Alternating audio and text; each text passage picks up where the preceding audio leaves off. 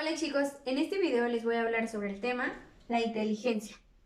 En la psicología como ciencia han aparecido diferentes definiciones de lo que es la inteligencia. Por ejemplo, la capacidad de realizar pensamientos abstractos, capacidad para resolver problemas nuevos, capacidad especial para adquirir conocimientos nuevos o la capacidad de adaptar el pensamiento a las necesidades del momento, lo que hace pensar en la complejidad que es definir la palabra inteligencia. Se puede hablar de ella como factores verbales, numéricos, de razonamiento intelectual, que sirven para crear conceptos, establecer relaciones y solucionar problemas. También se ve como el conocimiento que se da a través de la experiencia y el aprendizaje.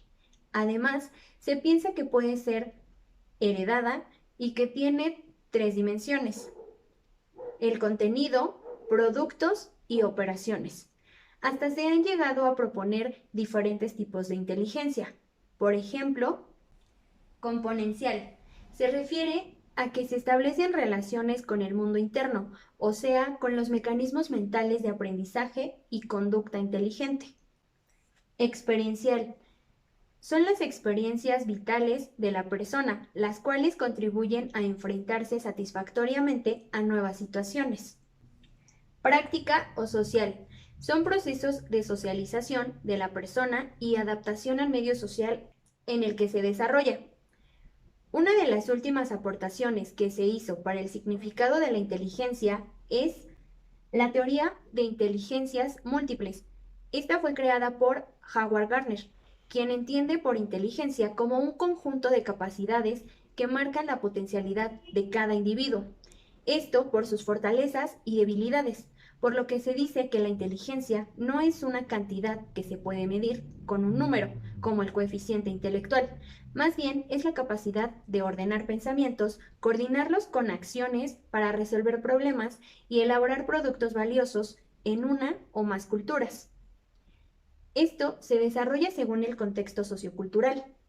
Esta teoría que presentó habla de una serie de inteligencias diferentes en las personas y las presenta como habilidades que trabajan juntas, pero que cada persona desarrolla de diferente manera, unas más que otras.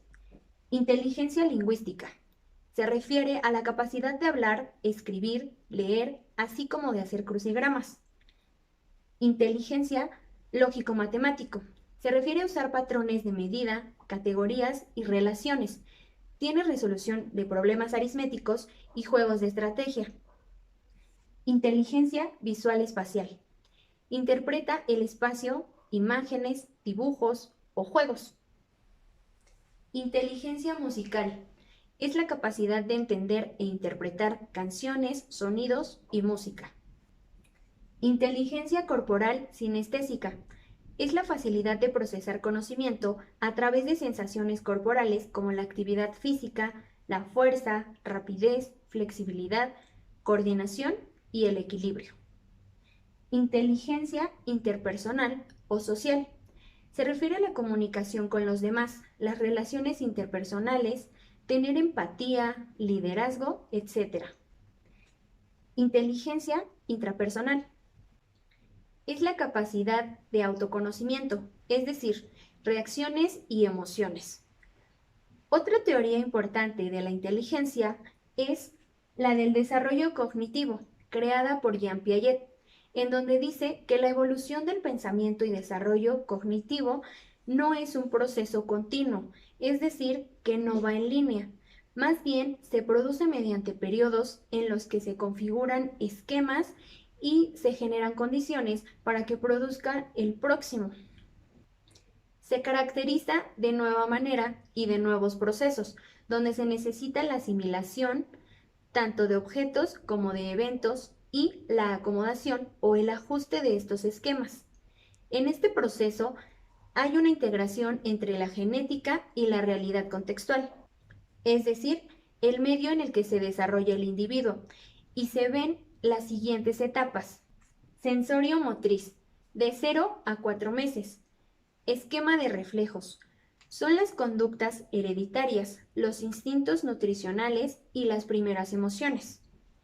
Esquema de los primeros hábitos motores. Son las primeras percepciones organizadas y el inicio a diferenciar los sentimientos.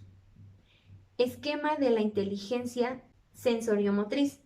Es inteligencia práctica y en donde se tienen las primeras regulaciones afectivas, también las primeras relaciones afectivas exteriores y termina con la aparición del lenguaje de 8 a 24 meses. Inteligencia intuitiva, de 2 a 7 años. Esquema de inteligencia intuitiva. Son los sentimientos individuales, espontáneos y las relaciones sociales hacia el adulto, los juegos simbólicos, la intuición y el egocentrismo. Inteligencia concreta, de los 7 a los 12 años. Esquema de inteligencia de operaciones concretas. Es la aparición de operaciones lógicas, sentimientos morales y sentimientos sociales de cooperación. Esquema de operaciones abstractas. Es la inteligencia abstracta, la formación de personalidad e inmersión en la sociedad adulta, tanto intelectual como afectivamente. Como ven, Piaget no estaba de acuerdo con la idea de que la inteligencia fuera un rasgo fijo. Más bien consideraba el desarrollo cognitivo como un proceso que se da gracias a la maduración biológica y a la interpretación del medio ambiente. Por último, les hablaré sobre la teoría de inteligencia emocional, creada por Daniel Goleman, en donde toma la inteligencia emocional como la capacidad para dirigir de manera inteligente tanto emociones como sentimientos. El origen de sus investigaciones está en el hecho de que muchas personas muestran un alto nivel intelectual en test, en los cuales son incapaces de mantener relaciones afectivas adecuadas con las personas de su entorno, lo que indica que no eran tan inteligentes como mostraba la prueba, o más bien que la inteligencia no les sirve de gran cosa. También hizo investigaciones con niños, donde estudiaba su aguante para recibir un premio, por ejemplo, golosinas. Después de unos años, reveló que esta capacidad para aguantar el retraso de una gratificación es una habilidad fundamental, ya que es un signo de inteligencia emocional. Ahora bien, la inteligencia emocional se compone de diversas capacidades o habilidades, como son autoconciencia. Se refiere a identificar las emociones y sentimientos, así como los estados de ánimo, tanto en nosotros como en los demás, para poder comprender las causas y consecuencias de estas emociones y sentimientos, es decir, por qué sentimos lo que sentimos.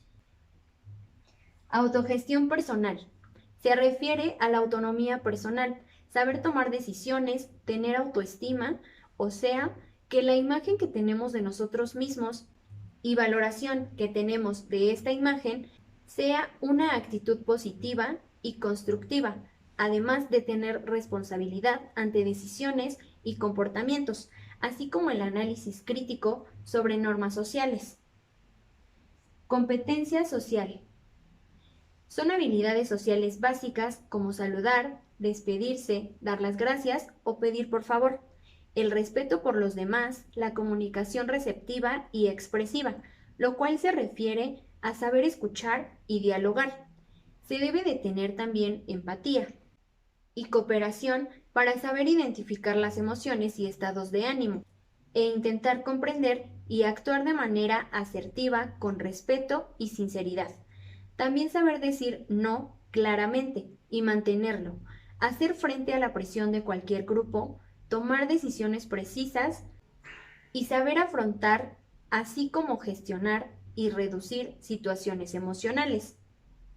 Bienestar subjetivo. Se refiere a fijar objetivos positivos y realistas, tomar decisiones adecuadas, buscar ayuda y recursos, ser responsables y comprometidos, para así poder gozar de forma consciente del bienestar subjetivo y procurar transmitirlo a los demás.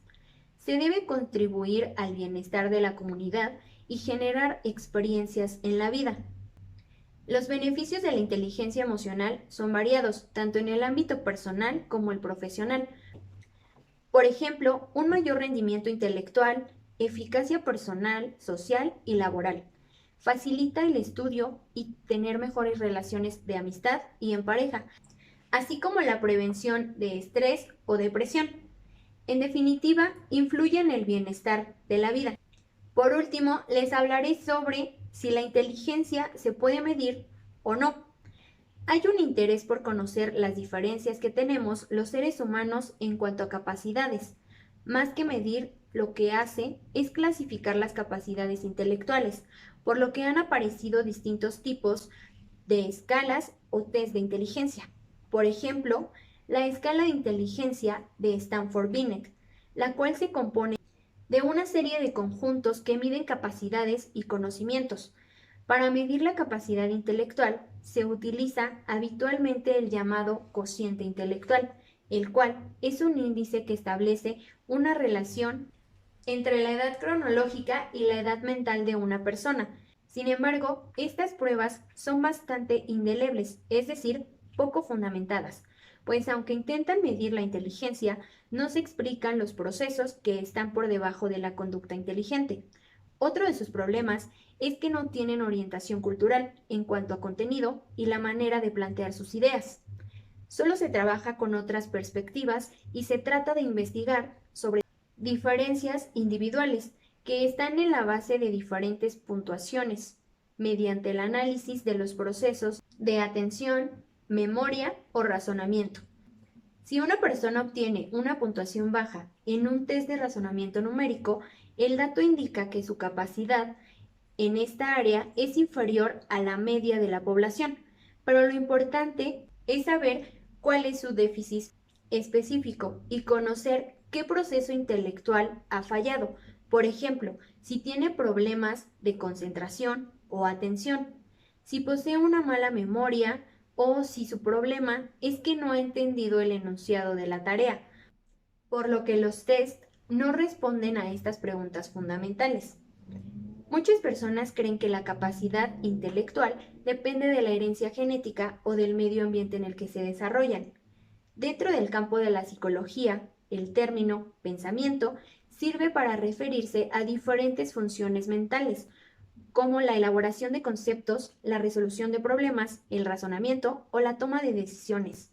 La inteligencia es la capacidad para resolver un problema nuevo para el sujeto y el pensamiento es la inteligencia interiorizada y no se apoya sobre un contacto directo con la realidad, sino con símbolos y representaciones que se interpreten entre las cosas y la mente, como imágenes y conceptos. El atributo más importante del pensamiento es el razonamiento, mediante el cual podemos extraer una conclusión a partir de información previa o aplicando algunas reglas. Dicho de otro modo, obtener algo nuevo a partir de algo ya conocido. Los métodos habituales de razonamiento lógico son dos. Deducción. Se extrae un juicio a partir de hechos, posiciones o principios, ya sean generales o particulares. Y la inducción, es decir, a partir de la observación de casos particulares y relaciones que se mantienen entre sí, permite extraer conclusiones probables. La inteligencia y el pensamiento nos sirven para solucionar problemas y hay diferentes modos de resolverlos. Por ejemplo, ensayo y error. Se refiere a probar soluciones más o menos al azar hasta dar con una solución correcta. Descomponer el problema. Es decir, que las metas las conviertan en submetas o estados intermedios para así conseguir el estado final. Creatividad. Es la capacidad mental caracterizada por la fluidez, flexibilidad, originalidad y tener sensibilidad ante problemas. Esta posibilita el pensamiento diferente y da respuestas insólitas, generando ideas y enfoques nuevos sobre el problema.